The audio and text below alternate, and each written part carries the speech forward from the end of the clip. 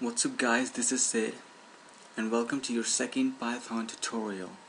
Now in this tutorial we're gonna write our first script. Now before that, let me tell you something which I forgot to tell you in the previous video.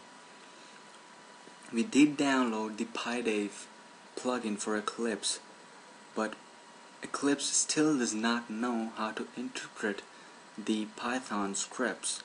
So we need to point Eclipse to the Python interpreter, and for that we go to Windows, Preferences, we go to the PyDave section and we click on Interpreter Python. Now when you open this you might not have this, so you click on New and you type Python, and I prefer writing the version along with it, like 3.2 or 2.7 or 2.6, whatever it is, and then you give the path where you installed Python. So mine is right here. So you can say it is saying interpreter is already there because it's right over here, and you click on OK and now you're good to go. So if you're following this video and using Eclipse, then you need to know that. So let's create first a project, and we click on a PyDave project. You can do this by click on File also, File, New, and PyDave project. I'm gonna name our project as YouTube. I'm gonna change the directory to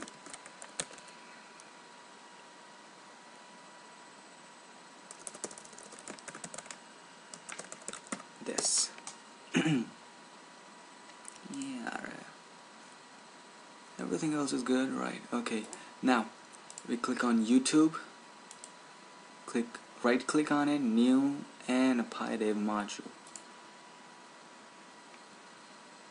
Now do not write anything on package, just go to the name and type whatever name you want to give. I'm just gonna give it mod1, and make sure you click empty because we're gonna start from scratch. I'm gonna finish. There you go. Now you get this, you do not need this actually, so you get this by default, and it's not necessary to write this, but it is usually preferred because it tells when was the module created and who's the author and everything, but you actually do not need that. So first let me write something which I don't know you know about this or not. This is actually a way of telling this module that when the module is running on a Linux or Unix based system, it's gonna look for the Python interpreter in this path, USR bin environment. That's what it's telling the module. So that's for Linux and Unix environment, not for the Windows environment.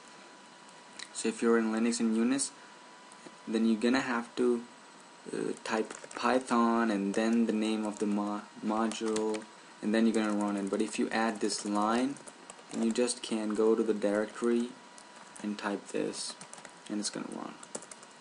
So let's create the basic syntax of our every Python script. I mean nearly every Python script. So create a main function first. Do not worry about this, I'm going to explain this later. I'm just going to write it quickly. Sorry, type it quickly. So this is our basic syntax, a main function and a boilerplate. Now you might, if you're familiar with any other language like C, C++, Java, or any other language, you might be able to find this familiar because main is usually in every other language. So this concept is pretty familiar to you if you are used to any other language. But this might not be familiar, specifically this line. So this is nothing but a boilerplate. Now what is that? What does this line do? Before that, let me tell you what this does, in case you do not know what main is. main function, if present in a program or a script, it marks the beginning of the execution of that program or script. So if you have a program or a script which has a main function, the execution is not going to begin from anywhere else except from this very point. So if I have like 100 lines in right here, then it's still, when I run it, it's not going to start executing from here. It's going to start executing from here. That's what the main function is for. And why do we use it? Because if I want to define something after the main, after this, then I can, if I use a main function in this format. If I do not use a main function, I cannot define anything. It's gonna say variable is not defined. It's gonna give you a name error.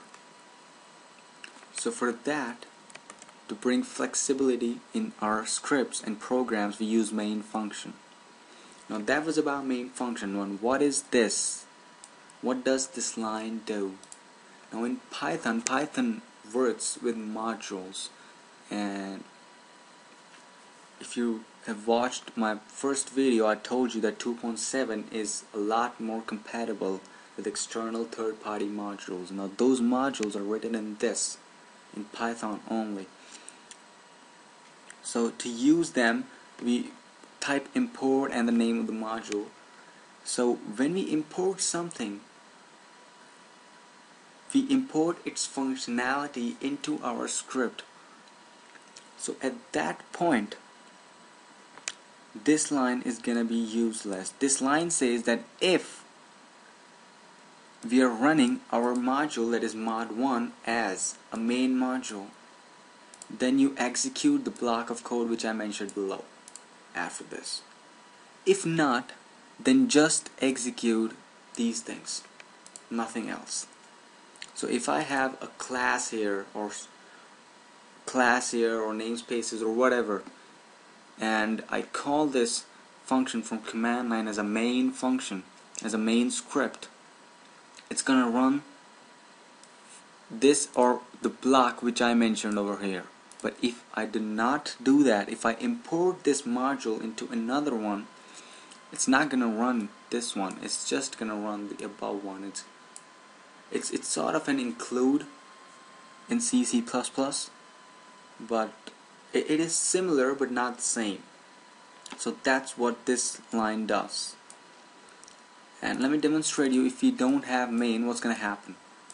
So suppose I define a function add, and it takes two parameters. Don't think about what I'm doing right now if you do not know. And I try to call this function before this. It's gonna give me error. Let me just comment this out. It's gonna give me error over here. If I run it,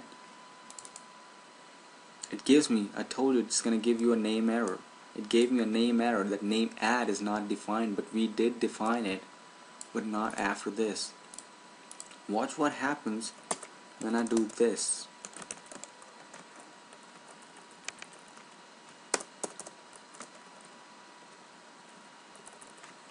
I'm just gonna put a main function. See, there's no error, and I run this. I'm sorry, I have to put a print over here. If I run this, it gives me 11. It is giving me output, so I can define things after this. That's why this main is used, and I already told you about this.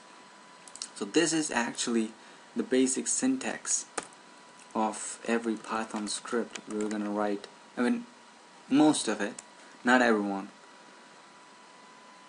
This was about the basic syntax. Now in the next tutorial, we're actually gonna start writing code, and I'm gonna introduce to variables, variable declaration, and the types of variables. Thank you for watching this tutorial, and please subscribe.